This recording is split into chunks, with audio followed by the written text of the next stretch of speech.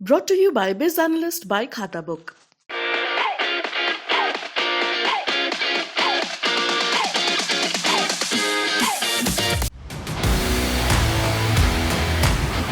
पंद्रह दिन और 15 रातें बीत चुकी हैं यूक्रेन में। आज 16वां दिन है। रूसी हमले की वजह से यूक्रेन की नींद उड़ी हुई है। रूसी बमबारी से शहर शहर थर्रा रहे हैं। हर धमाके के बाद आसमान छूते शोले रूस के आक्रामक अंदाज की गवाही दे रहे हैं। यूक्रेन में तबाही की लिस्ट लंबी होती जा रही है। रूसी कब्जे का सिलसिला आगे बढ़ता जा रहा है। यूक्रेन के कई शहरों में सड़कों पर रूसी टैंक दौड़ रहे हैं। दुश्मन फौज कीव में पहुंचना चाहती है, लेकिन उसकी मंशा अभी तक पूरी नहीं हुई।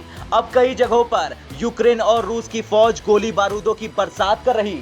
हमारी अलग अलग टीम ने यूक्रेन के हालात की हर जानकारी जुटाई है। जाना है कि अब तक कैसे रूस हमलों के जरिए अपना शिकंजा कसता जा रहा है। इन 16 दिनों के हमले में रूस ने यूक्रेन में क्या क्या हासिल किया, इसे ठीक से समझ लीजिए। 24 फरवरी को रूस ने यूक्रेन पर हमला किया था। पहले रूस ने हमले की वजह गिनाई, फिर यूक्रेन को चिताया और क्रेमलिन के फैसले के बाद रूसी टैंकों की गर्जना यूक्रेन की जमीन तक पहुंच गई। हर दिन रूसी फौज यूक्रेन की तरफ आगे बढ़ती रही। रोजाना किसी न किसी शहर पर कब्जा किया, कब्जे का दावा ठोका।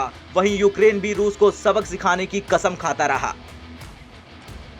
जैसे ही कर्फ्यू होता है, आपको शहर में बहुत ज्यादा मूव नहीं कर सकते हैं, तो कीव में ही हूं, लेकिन बस 1 मिनट पहले मैं कीव वापस पहुंची हूं। ब्रोवरी के इलाके में मैं गई थी आज। शशि, वहां की तस्वीरें भी हम दिखाएंगे आज तक पर, लेकिन ये जो ब्रोवरी का इलाका है ना, ऐसे समझिए कि इरपिन हम इतने दिनों से कवर कर रहे हैं, जहां पर जो रूसी सेना है वो आगे बढ़ रही है। रोकने के लिए ब्रिज को तोड़ना पड़ा है।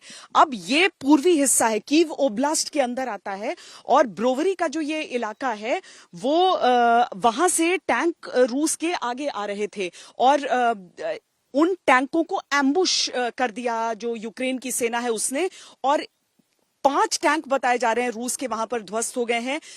ठीक गोलाबारी की जगह पर जहां से शुरू हो रहा था वहां पर हमें रोका गया, क्योंकि उसके आगे गोले पड़ रहे थे उस समय, तो उसके आगे किसी को भी जाने की इजाजत नहीं थी। जो यूक्रेन के सैनिक है ना, उन्होंने भी जो रेलवे लाइन है, थोड़ी ऊंची पटरी ऊपर से गुजरती है, उसके ऊपर पोजीशंस ले रखी थी। वहां तक हम गए थे, लेकिन यूक्रेन के टैंक्स वहां पर खड़े थे।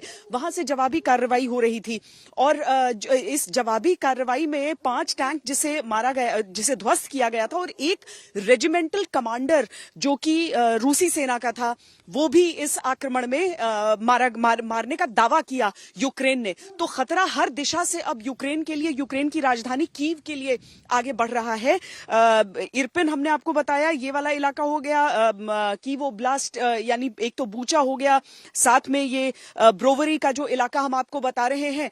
अब ये भी है कि दक्षिण से भी कीव की ओर जो फौजें हैं वो बढ़ रही हैं। तो एक तरह से समझिए कि घेराबंदी जो है वो कंप्लीट हो रही है, लेकिन रूस अपनी रफ्तार से धीमे बढ़ रहा है। चाहे इसे रणनीति देखें, चाहे इसे हम उसको शायद वो नहीं बढ़ पा रहा हो, रेजिस्टेंस मिल पा रहा हो, उस नजरिए से देखें, लेकिन अपनी रफ्तार से धीमा है।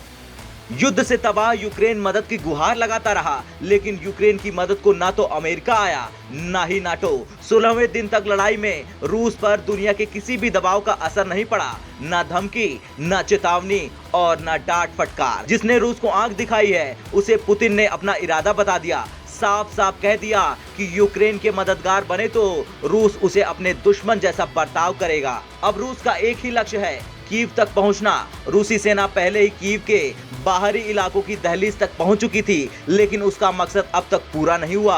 अब नई तस्वीरें गवाही दे रही हैं कि रूस कीव पर कब्जे की नई तैयारी में है। एंटोनोव एयरपोर्ट पर रूसी फौज का जमावड़ा बढ़ा हुआ है। रूसी राष्ट्रपति पुतिन जल्द से जल्द कब्जा करना चाहते हैं, लिहाजा उनकी फौज अपने नए प्लान पर अमल कर रही है। Tank, anti tank guided missile का मुंह कीव की ओर मोड़ दिया गया है। कीव में खतरे के सायरन बज रहे हैं। राजधानी के 2 सिरे पर रूसी फौज जमा हो गई है। उत्तर में इरपिन से रूसी सेना ने मोर्चा संभाला, तो पूर्व में ब्रोवरी पर हमले तेज हो गए, लेकिन यूक्रेन भी कड़ी टक्कर का दावा कर रहा।